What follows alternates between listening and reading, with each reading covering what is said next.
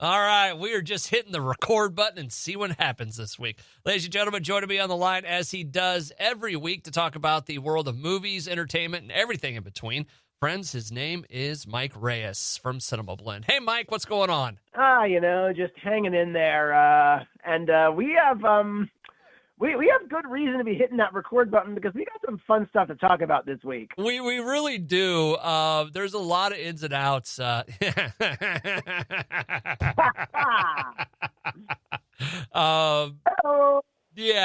you know what? Let's just start there. We do have some movies to kind of talk about this week. And the Labor Day holiday and the movie weekend don't usually coincide into, fireworks, but apparently Hulu has a Baywatch something or other, and it's got its own fireworks, is what you were telling me off air. Oh, yes. So as of today, as we're recording on Wednesday, August 28th, Hulu has premiered I don't know about long-awaited, but the awaited docuseries after Baywatch, Moment in the Sun. And this was something that Carmen Electra had actually teased not too long ago with a big reunion shot, because I'm guessing it's a 4-episode docuseries, and I'm assuming the last one might be like the big reunion with everyone. Okay. Because I'm only on the 3rd episode, and it's a lot of your standard documentary where it's like recalling everything that had been going on. It's like testimonials filmed separately with everyone and archive interviews. And you're like, just get to the bathing suit story. Because, get to the meat of it. I can't just beat to the meat of it, okay? I got to set it up. No, you don't. There is no foreplay in this. Just get to it. So, because Jeremy Jackson, who played David Hasselhoff's son on the show, Hobie Buchanan, it's really funny because the first episode, they're like talking about how like Hasselhoff cried in his audition and he like loved the kid. He's like, I want that kid over, this Leonardo DiCaprio to audition. Like, who wants him? Yeah. I mean, it obviously wasn't that much. It wasn't dismissive like that, but it was down to Jeremy Jackson or Leonardo DiCaprio. For whatever reason, this kid moved Leonardo David DiCaprio. Hasselhoff, right? That's kind of what it comes down to. Yeah, the kid moved David Hasselhoff in his audition, and it was cool. They felt like a father-son on screen, and there's some really touching stories here. And then Jeremy Jackson talks about how, well, I'm going to let his words take it from here, because on episode 4, Almost Famous, he talks about growing up on the show. And he says, quote, going through puberty on Baywatch was painful. I was too young to hook up with the chicks, but old enough to want to. They would definitely tease me, like give me a little booby shot or whatever, but I was too young to really hook up with any of them. Like I said, I just want to grow up. I was just like, hang in there. And then he jumps to the next part of the story where he's like, there was a lot of hot women on there. And then the next quote, I would usually sneak into their trailers after they were done and grab their dirty bathing suits. Let's just say I've smelt every on Baywatch. Whoa. And they do bleep that out, as we're going to bleep out here.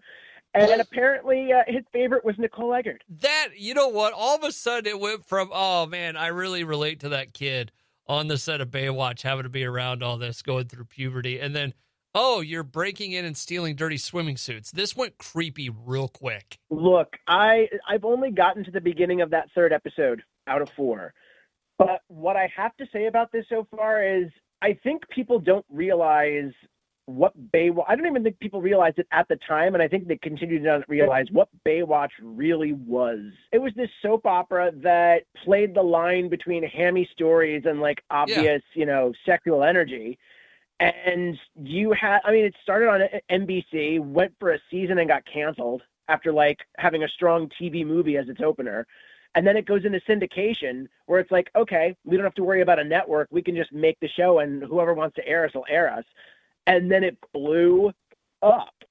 And then there's all the, they go through all the stories here. Like there's a whole episode about Pamela Anderson joining the cast and the effect it had on her life.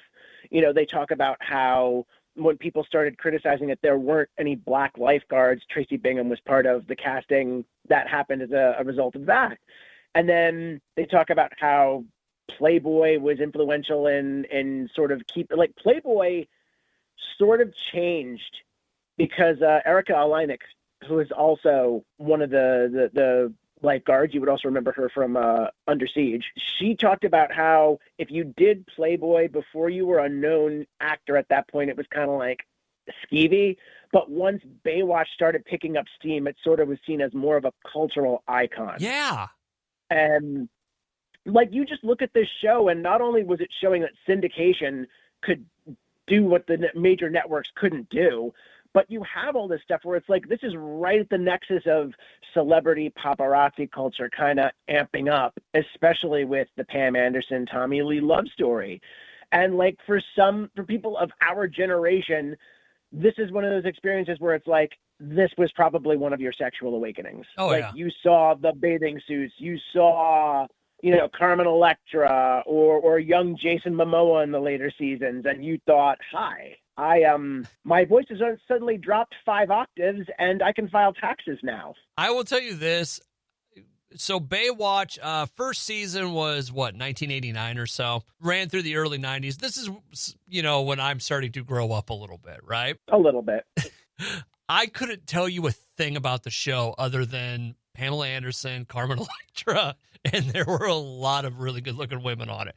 I don't know anything that happened. I don't know anything about the plot. Nothing. Not a thing. So you don't remember Baywatch Nights?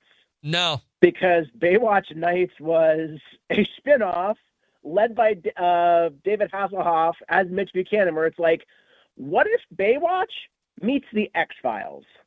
What? Paranormal left and right.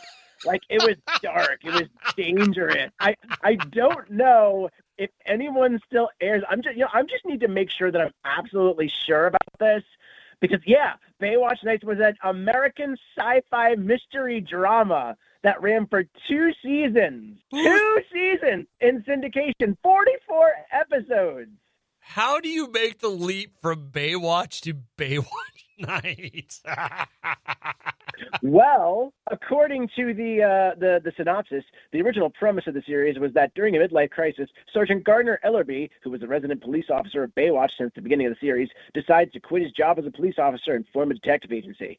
Mitch Buchanan, his friend from Baywatch, joined to support him as they are in turn joined by a detective named Ryan McBride. Singer Lou Rawls, who also starred in the first season, performed the series theme song. Apparently the detective agency rented his office in a nightclub, and the second season, facing flipping ratings, the producers decided to switch to a science fiction format. Oh my goodness.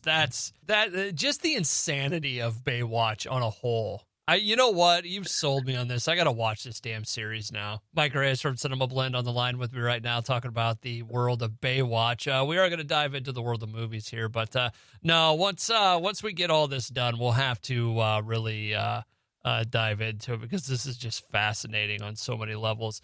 Moving over to the world, moving over to the world of movies. This week is kind of an interesting one because we were talking about it off the air earlier today. Labor Day isn't really known for its movies, right? Not really. I mean, this is the end of the summer season, and it's technically the end of the summer box office season. And roughly, when it comes to Labor Day, there's one thing that you can usually count on, and it's bringbacks, the term that theaters like to use. And basically, you look at what films have been released through the year, you see which ones have taken off, which ones have done okay. Yeah. And the ones that are seriously like the heaters, you bring them back around Labor Day to get like a little bit of extra cash in there. Case in point, when Top Gun Maverick came out, during that summer that it just dominated box office and was like, had amazing legs on it, it was brought back to premium formats like Dolby and IMAX, if I remember correctly. Like, it was brought back with a huge push to get people to experience it in like premium and just to get people to see it on the big screen again. And this year, the big option that's getting that sort of treatment is Twisters, because Twisters actually, I don't know if you mentioned this the weekend it opened, it set the record for 40X screenings. Like, it had the highest 40X opening, which was previously set by Super Mario Brothers movie. So people kept asking on social media, it's like, can you bring it back? Can you bring it back? And then out of nowhere, Regal announced, like, guess what? It's coming back, and they're bringing Twister 1 along, converted into 40X. Oh, wow. So you could do a double feature this weekend if you want to with both of those movies. I'm going to see if I can at least get to Twister because I've done Twisters. Yeah. But I want to go back for Twister because I haven't watched that one in a while. I purposely stayed away from it when I was going to Twisters because it's like, okay, I wanna give this a clean slate. Some new releases are coming out this week, and we haven't seen them. And again, we are recording early this week. It is we're recording on the 28th, which is Wednesday. Couple very different movies coming out. Let's start with AfrAId. This is an AI movie, right? Yep, or as you may want to call it AfrAId. I don't know how to pronounce that, like capitalized AI in the center. I just noticed that. Every time I watch that, every time I watch that trailer and like that comes up, it's like, AI. Get it? You're afraid of the AI inside. You're afraid. You're afraid. So this is going to be a movie about AI getting out of control, right? Yep. Aya, a brand new digital assistant, is there to help a family headed by Catherine Waterston and John Cho. And I'm surprised.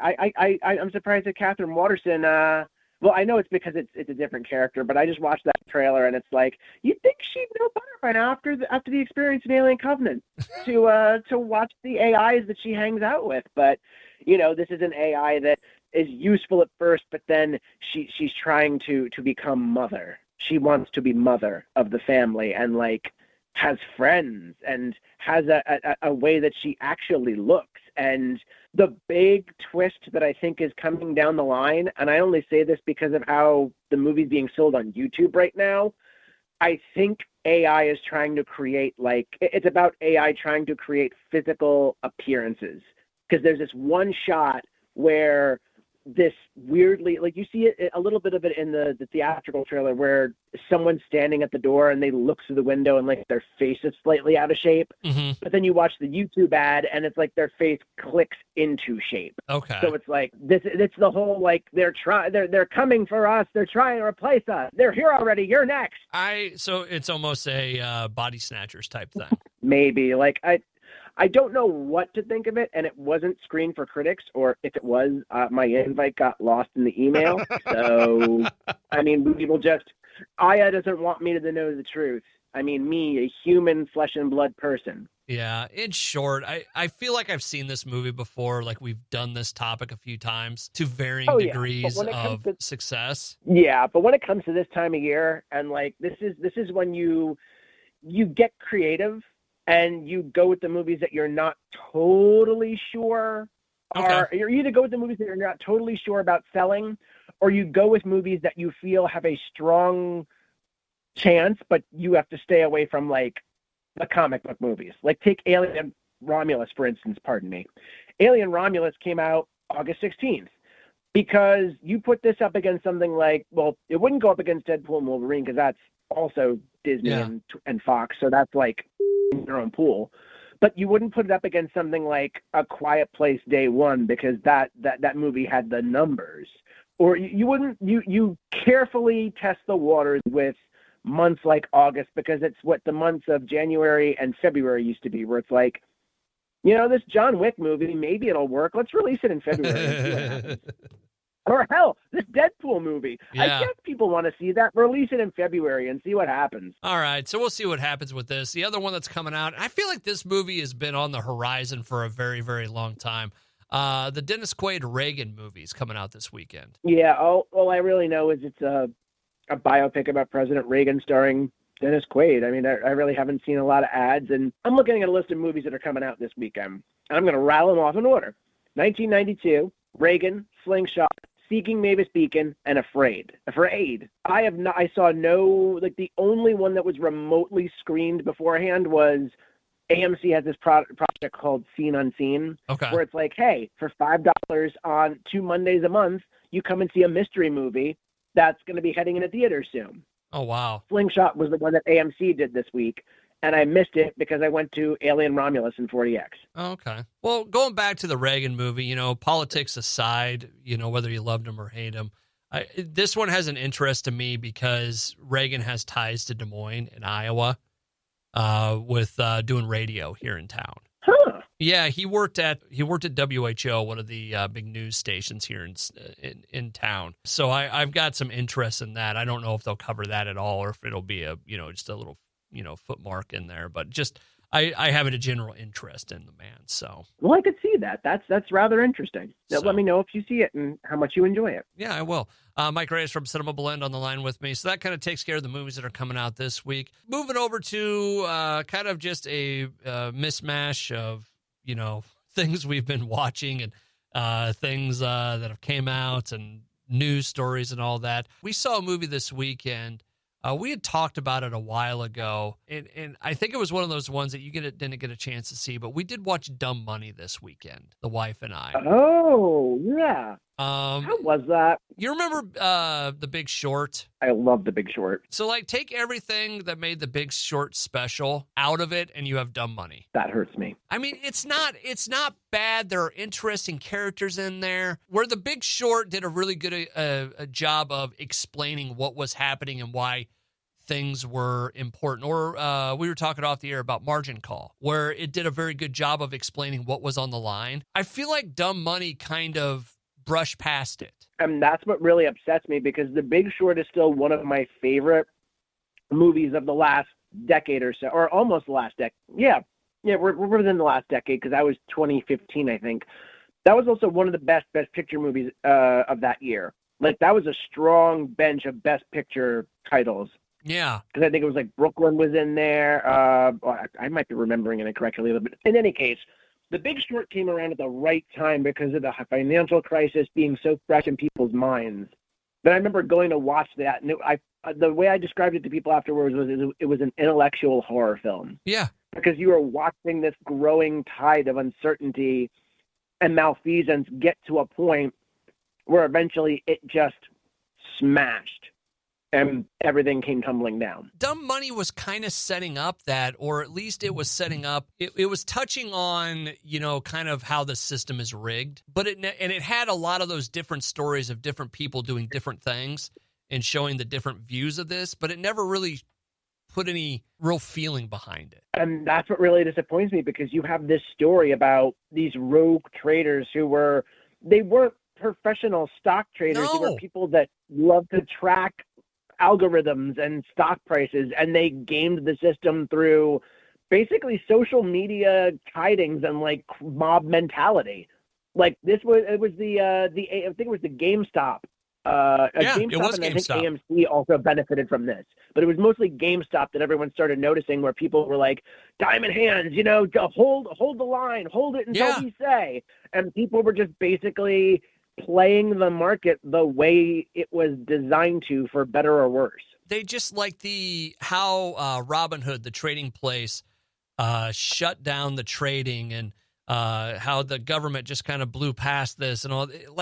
They brought it up, but nothing in it didn't do it in a way where it felt impactful. So yeah, not much detail. It was just kind of this happened, and those biopics frustrate me the most, because you have a decent story where you had a you great look into the cast. reality of it.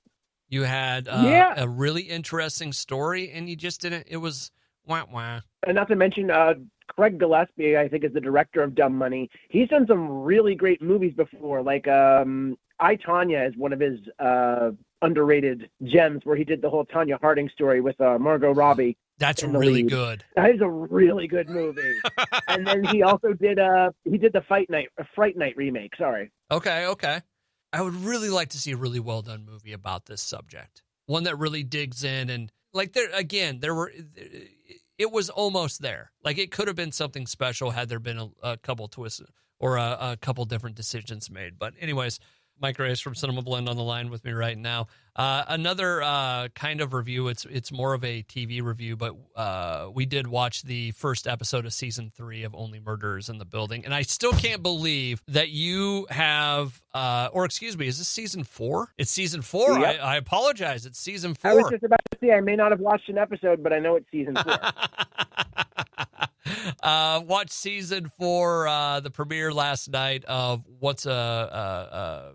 sorry, I started reading the title of the episode, Only Murders in the Building, and man, what a really well done show this is. It is so good. And I'm not I'm not trying to avoid the show. It's just I haven't had time to sit down and start it, and it just jumped off so quickly that it was like, by the time I knew it was something to be invested in, like, it had already built up its cult, and everybody had been watching it, and it's like, well, I'm not in a rush to do that now. There's other things I got to catch up on. I got to watch this Baywatch documentary. They did a really cool opening with last night's episode that featured an old Western, which you're like, okay, why is it doing this? And then at the end, it kind of turns around and it talked about how the first 7 minutes of this one Western movie, there was no talking. It was all just sound. And the episode turned into that, where the last few minutes of this episode, there's no dialogue or anything.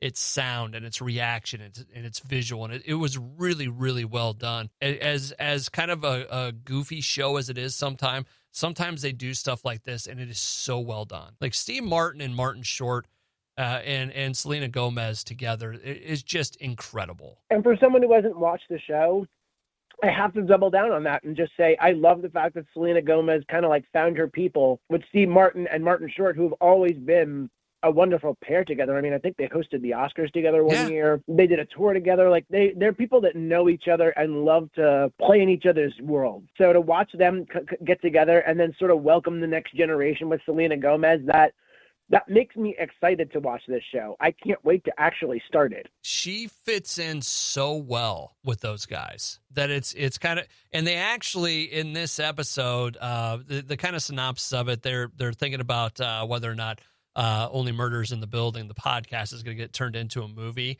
and they're recasting. And you know who it is, and in case you haven't seen it or whatever, there are a few spoilers here. But the people that are going to play each of them, Eugene Levy is going to play Steve Martin's character. Zach Galifianakis is going to play Martin Short's character, and Eva Longoria is going to play Selena Gomez's character in the movie version of Only. And they talked about the age gap and the reason why they cast Eva Longoria as it. And I don't want to ruin the joke, but it is so simple and it is so funny. I have a theory on what it might be, but I have a feeling it's just going to be like they're going to sexy up the show and they're going to have her fall in love with one of the two of them or someone, and they needed to like age appropriate the character so that could happen. Can I just I'll cut this part out so anybody else, or I'll bleep some of it or whatever, but basically, look, if you don't want spoilers for Only Murders in the Building, Season 4, Episode 1, skip ahead a couple minutes. Selena Gomez goes, well, why did you're a lot older than I am. And she goes, yeah, they did a focus group. And the one word that came back when it was you hanging out with two older guys was creepy.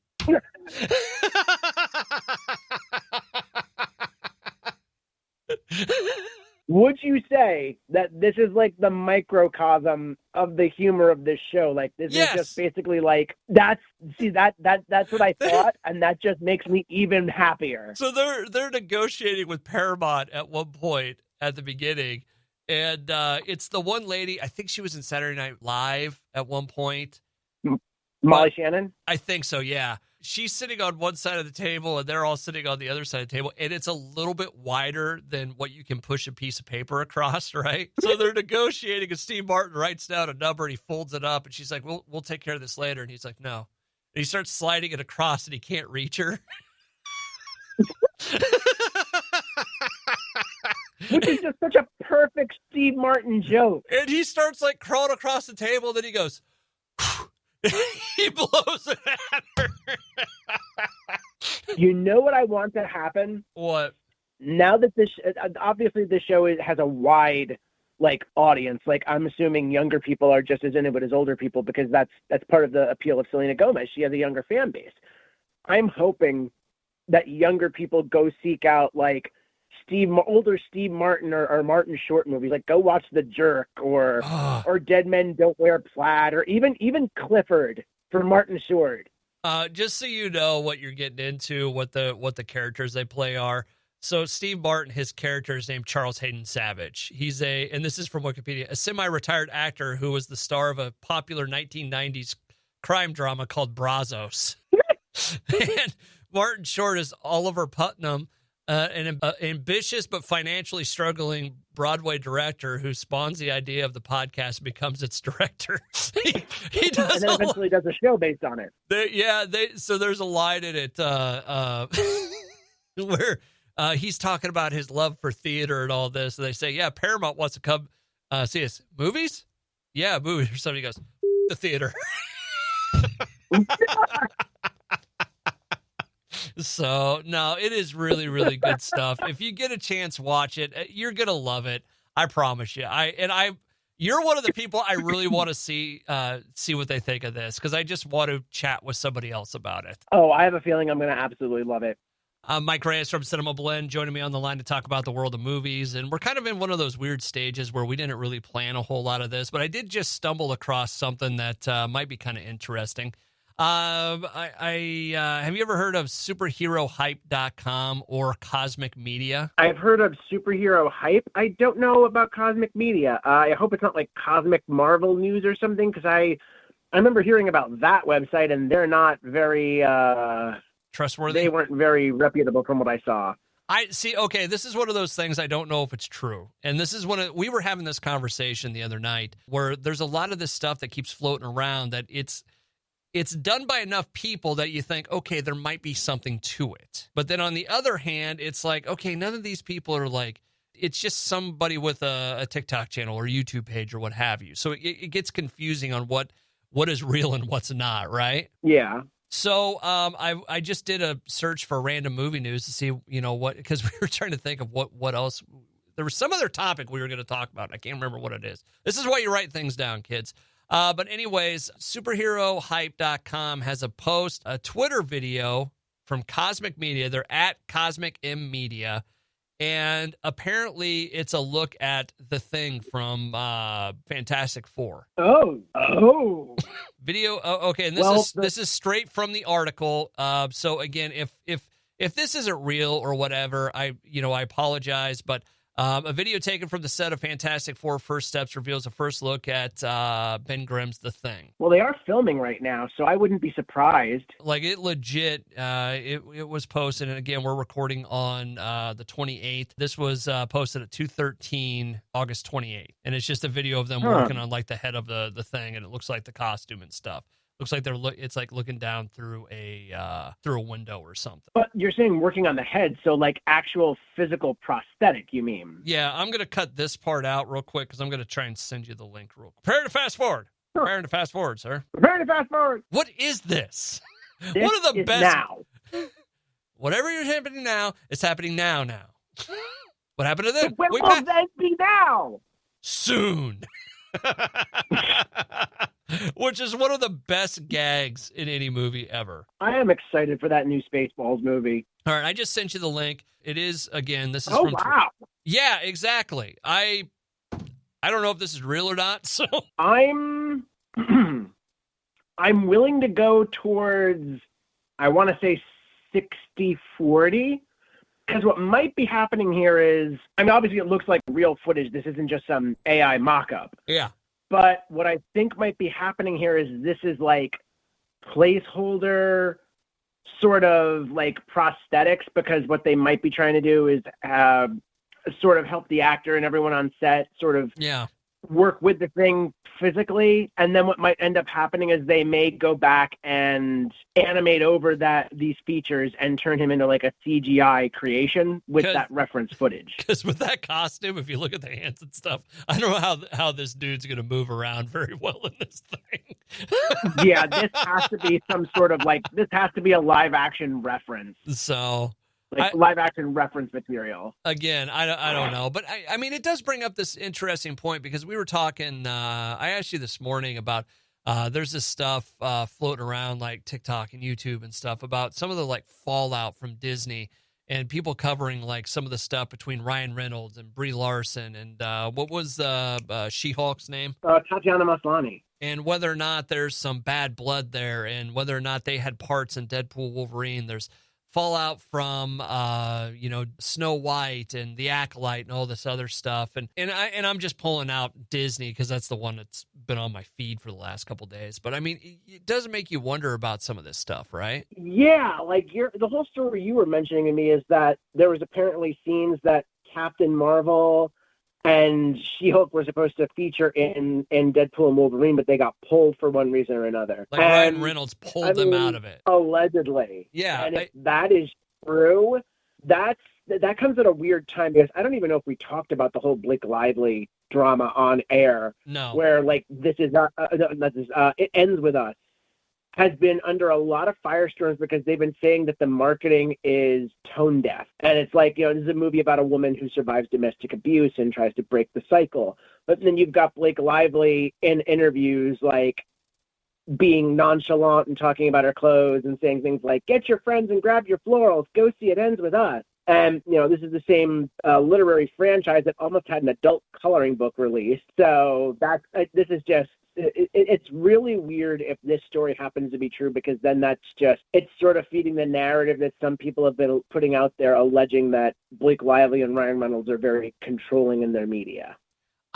You know what? I would not doubt for a minute that they are very controlling. That wouldn't shock me at all. I would say that they're probably very particular. I don't know how controlling they would be, but it may also depend on the project, because you go to something like Deadpool versus Wolverine, like Ryan Reynolds already worked with Sean Levy. They're collaborators. They know how one of them knows how the other works. And then they bring in Hugh Jackman, and that's more money. That's more honey in the pot. Versus It Ends With Us, where you have like a relatively unknown director, and then it's like, oh, we're going to cast Blake Lively in here, and then we're just going to zhuzh this up to really juice it up. Yeah. But she's the name versus the director, and that may lead to things like this is all alleged and scuttlebutt, but I'm very curious if that footage exists, and if it does, will it be on the special features, or will they do like a multiversal cut where it's like, surprise, here's a whole nother cut of Deadpool and Wolverine like we did with Once Upon a Deadpool, only it's a multiverse spin. Well, like Wake Up Ron Burgundy. That was one of the pieces of the alleged story that I've been seeing around, where not only was it stricken from the movie, but they're seeing like it was not going to be released. Like, did not want this to be deleted scenes either. Oh, so kind of like there's another scene that I'm thinking of with this. There was a movie that was out back in 2006, I want to say, called Closer. And it's this movie about relationships Natalie breaking Portman. up. And like, yes, apparently she filmed a nude scene for the movie. They cut it because they felt it was out of place. And then the director went and burned the footage, so nobody would ever get their hands on it, because they decided not to officially release it, and they just didn't want to play that game where someone gets their hands on it and like Mr. Skin throws it on the internet. Yeah. I will tell you right now, we went and saw that movie. It was 2004. My buddy Sable and I went and watched that movie. We used to go to a lot of movies together just to go to movies, right? Yeah. We walked out of this movie and we were both like, what the did we just watch?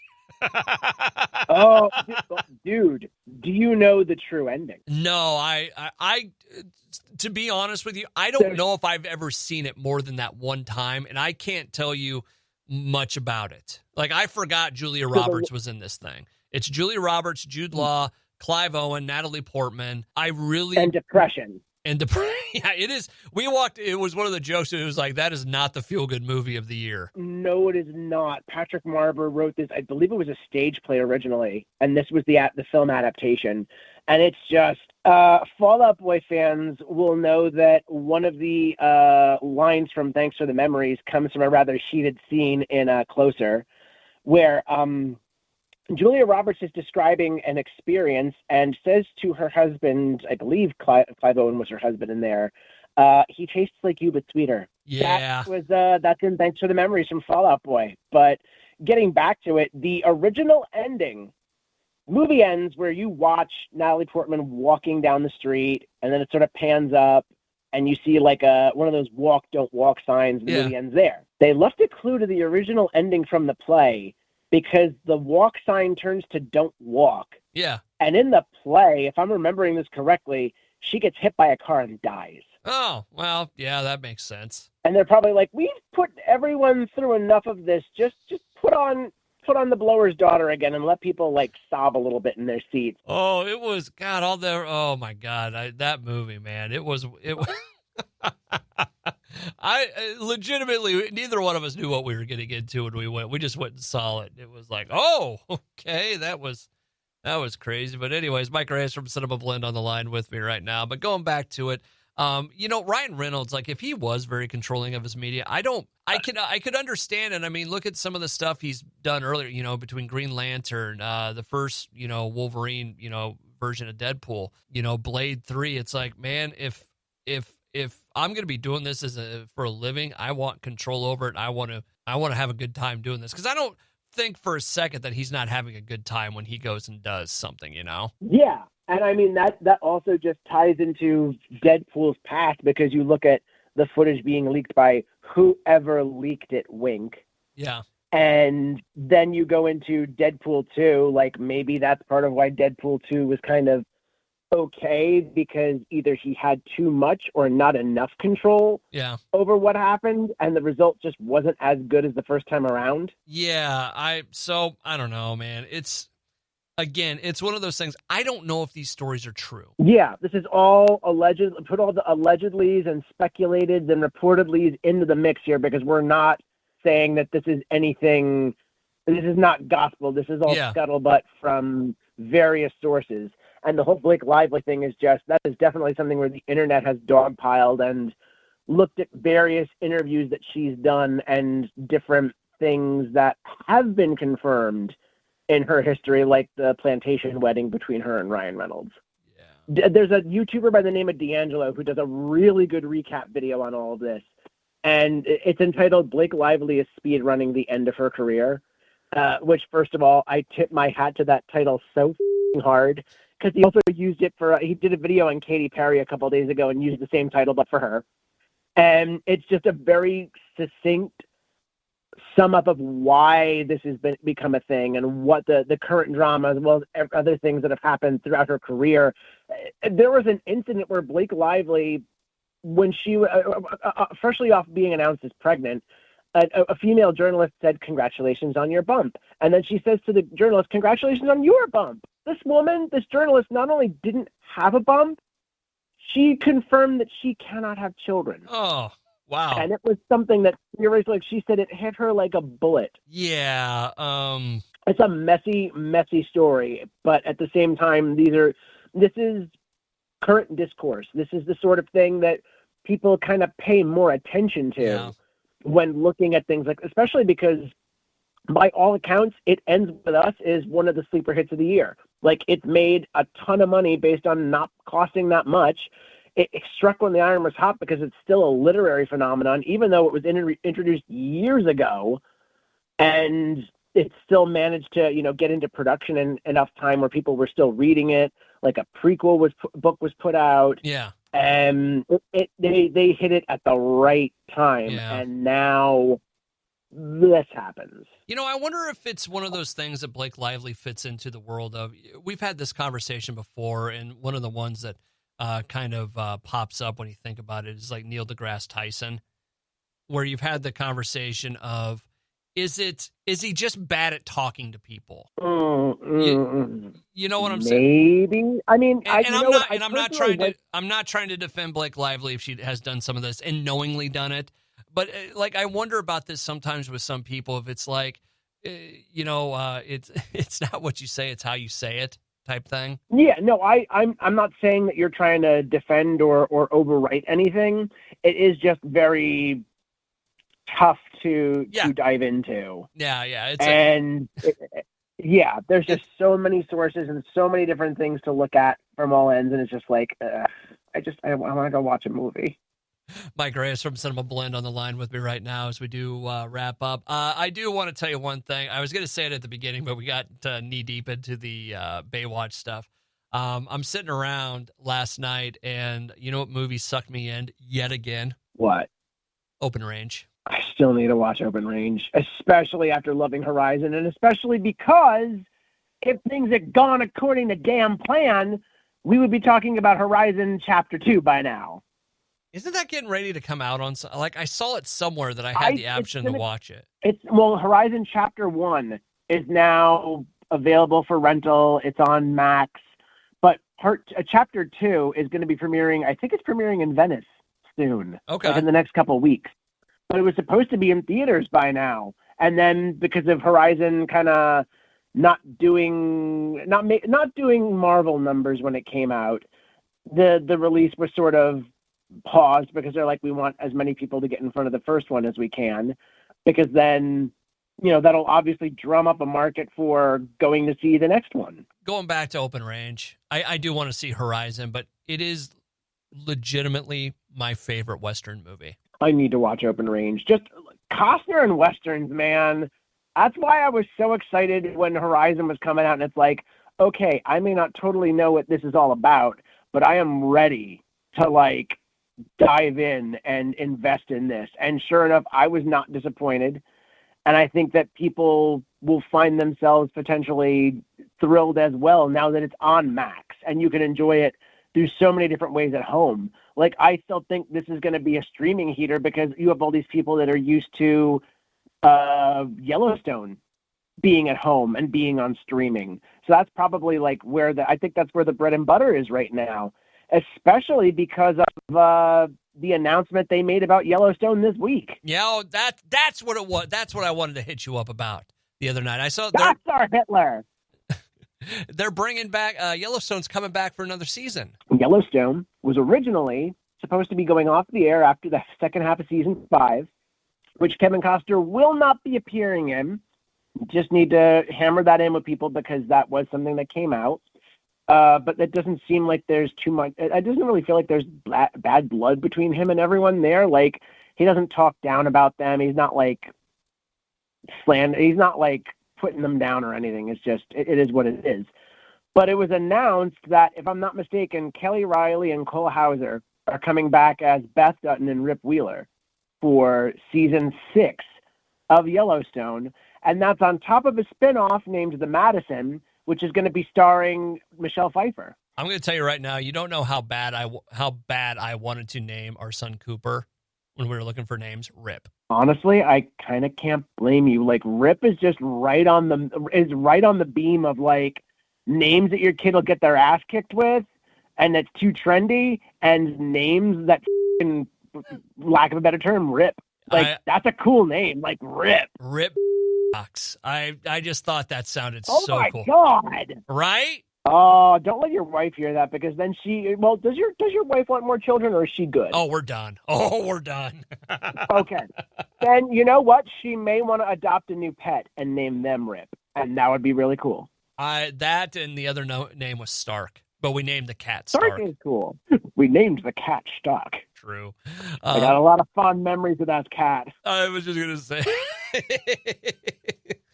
Mike Reyes from CinemaBlend on the line with me right now. All right, we could probably start to wrap it up this week. I just wanted to bring it up. Open Range, if you've never seen it, you need a good Western movie, and you're into Westerns, watch it. It's fan-freaking-tastic on so many levels. I cannot recommend it enough. That and Only Murders in the Building. You're really missing out on both those fronts, man. Well, as luck would have it, Open Range is currently available free without a subscription on Tubi. And Only Murders in the Building, all 3 seasons and whatever's on for season 4 so far, because that's a weekly drop, right? Yes. Yeah, because I asked the wife last night. We were getting ready to watch it, and it was one of those, I'm like, are they all out, or is it just one episode? And she goes, it's just one. I'm like, oh, thank God, because I don't know if I could. I don't know if I could do multiple episodes tonight. Look, quick side chat before we leave. But where do you stand on binge versus episodic? Ooh, because I'm kind of tired of binge, and it really depends on the show.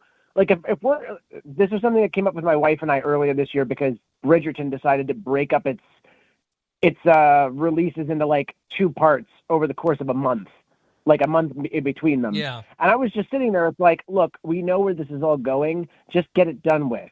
Keep that as a binge. But then you've got something like Loki or all the other Disney Plus series or Only Murders where it's you're used to weekly binges. And it's nice to kind of have that because you don't have to run through it all at once. I've got a couple different thoughts. If I don't mind episodic, but I don't like watching commercials. So if I can get weekly drops, but there's no commercials, I am fine with that. I'm fine with the ride over the course, because I did like, even though it didn't pan out the way we wanted it to with WandaVision, where each week we're sitting around talking about the show. I mean, it's water cooler talk, right?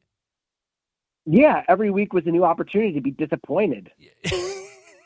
But I mean, you still got to have those conversations. Now it's, you have all the answers inside of one day. I don't mind either one. It kind of depends on the show, It does. It really does. I could legitimately, I could make an argument for either. And I know that's not a great answer and probably not what you're looking for, but I could like, I don't mind waiting for a show to come around. I like having that little bit of excitement. But if it comes out, I'm not going to argue with you. I'm fine with, watching it all at once. No, I agree with you. Like this is exactly the type of answer I like, because of the fact that it really does depend on what show you're watching. If you're used to something that just automatically drops everything, like if they were just to decide to move the Bear to like weekly drops, that would be annoying. Or I can sense it in the goddamn air. They're probably going to make Stranger Things, the final season, into something where it's like, it's either going to be one of those part 1, part 2 drops, or they're going to turn it into a weekly where it's like, we're going to slowly burn through this to give the production more time to come back. But also, we're just going to drag this all for what we can get out of it because it's the last season. Got to ride that pony. I think there's also a part of that. It's like, where am I at in my life at the moment that this is coming out as well? Because like Stranger Things, when I started watching that, I was home by myself for a weekend with my wife, and the kid went up to her hometown. So I didn't have anything to do. So I lay down on I remember I put up on Facebook beforehand. I asked around, like, is Stranger Things worth it? And I got a bunch of people saying, yeah. So I started watching it, and I'm like, this is awesome. And I got completely into it. But I can also see the, I could tell you that if it was something like, let's take Game of Thrones and House of the Dragon. If they dropped House of the Dragon all at once, I don't know if I would make it through the whole thing. Which is kind of funny. Like, you would think that would be it would make it easier for people to stay on board. But again, that's the wild nature of everything in this streaming economy. And I have one last thing to bring up to you because I totally forgot. This was a big news thing of the week. Did you watch the Sonic 3 trailer? I did. That was the other one I wanted to bring up. I'm glad you brought it up. That's our Hitler. What's funny about it is, I hope people know that's a producer's reference.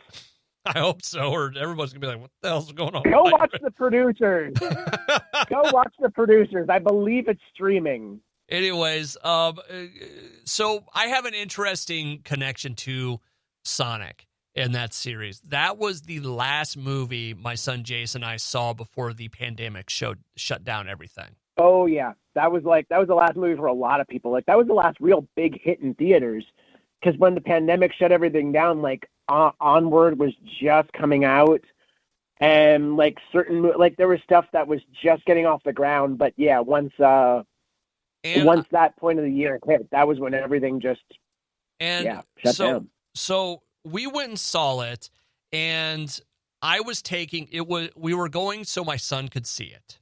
This was not a movie that I wanted to see. I wanted to go watch a movie with my son. He wanted to see Sonic. That's what type of thing it was. Yeah. I came out of it, and I freaking loved that movie. I had a blast with it, okay? Like, I was really into it. I had fun. Yeah. So when the second one came out, we went and saw that. I liked it. I don't recall much about it or anything like that. It was not the core memory that the first one was, but we watched. I was like, hey, Jace, guess what I saw today last night? And I pulled up the trailer. We got about 30 seconds in. He goes, I already watched it. I'm like, bitch. Yeah, too slow, old man. It really was. I was too slow for it, but trailer looks fantastic. Jim Carrey, I love it. This could be one of his perfect movies and perfect characters. Oh yeah, it's phenomenal. Oh yeah, I love him as Dr. Robotnik, and I was so glad when they announced that they brought him back for Sonic 3, because he was talking about potentially retiring from acting after Sonic 2. And I was glad that not only have they brought him back, he is now playing Dr. Robotnik's father. So you're getting two unhinged Jim Carreys And then as a wonderful other added a feature, one Keanu Reeves as Shadow the Hedgehog. Yeah. Who sounds fantastic, did the Akira bike slide in the trailer, and they've already hinted that his dark backstory looks like it's going to be intact.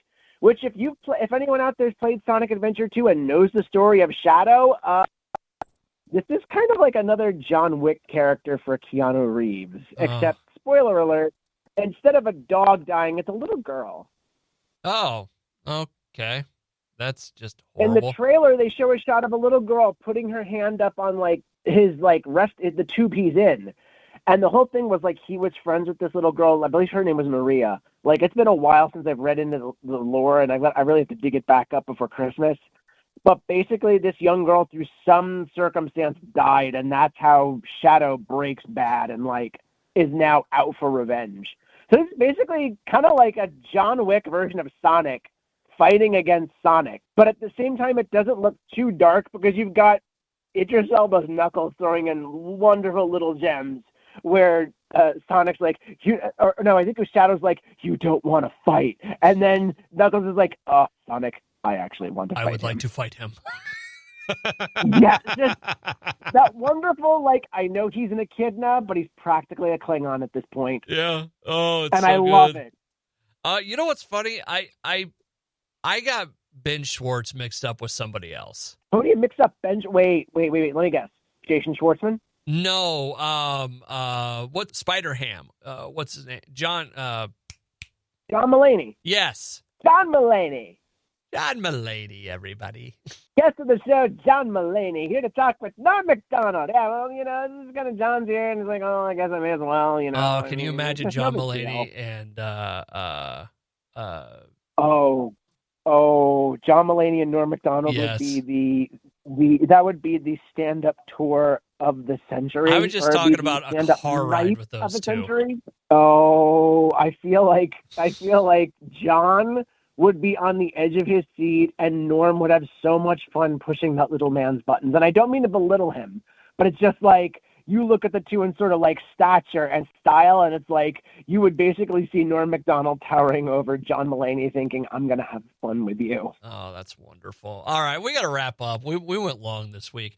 Mike Reyes. I know, and we didn't even talk about Happy Gilmore too. Well, what happened there? Well, it's about to start filming, and Travis Kelce was confirmed to be in it. Oh, cool. I did see that.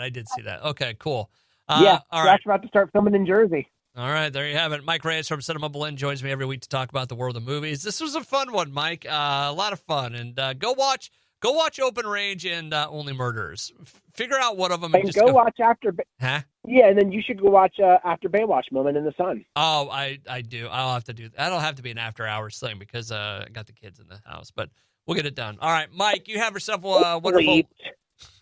Have a wonderful Labor Day weekend, and we'll talk to you next week. You too, man.